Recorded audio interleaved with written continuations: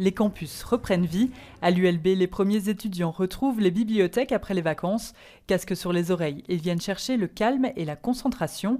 Lisa, étudiante en droit, est là tous les jours. J'ai des petits problèmes de concentration et ça m'aide beaucoup de voir des gens étudier autour de moi. Et puis ici, je suis dans la bibliothèque de droit, donc si j'ai besoin d'un livre, j'ai tout à portée de main et ça donne aussi un rythme et c'est plus simple, je trouve, pour étudier. Pas facile de trouver le calme pour certains à la maison, alors ils se rejoignent ici entre amis dans une ambiance studieuse. Ça donne une routine, aller le matin, etc. Donc c'est moins déprimant que d'étudier chez soi. Ça peut être un peu bruyant, j'ai un frère et une sœur qui font des allers-retours, qui sont pas spécialement toujours en seconde session ou qui commencent pas à étudier aussi tôt que moi, en général en juillet.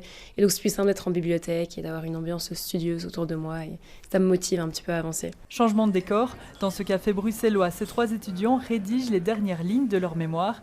Après des heures enfermés chez eux, ils viennent changer d'air. Je déteste travailler dans les cafés. En fait, il y a trop de bruit, il y a trop de gens, il y a trop de mouvements. Mais là, comme j'ai fini, que c'est un peu de la relecture, je sors un peu de chez moi pour voir des gens, pour sortir, être à l'extérieur. C'est vrai que c'est agréable de sortir de chez soi ou de la bibliothèque et ne serait-ce que parler à des gens qui sont dans le café ou à des amis, ça fait du bien, quoi. Ça sort un peu de chez soi. Si certains cafés interdisent les ordinateurs aux heures de pointe, l'été est souvent plus tranquille. Les règles sont donc parfois un peu plus souples. À voir ce qui vous convient le mieux. Les premiers examens commencent dans 2 semaines, à la mi-août.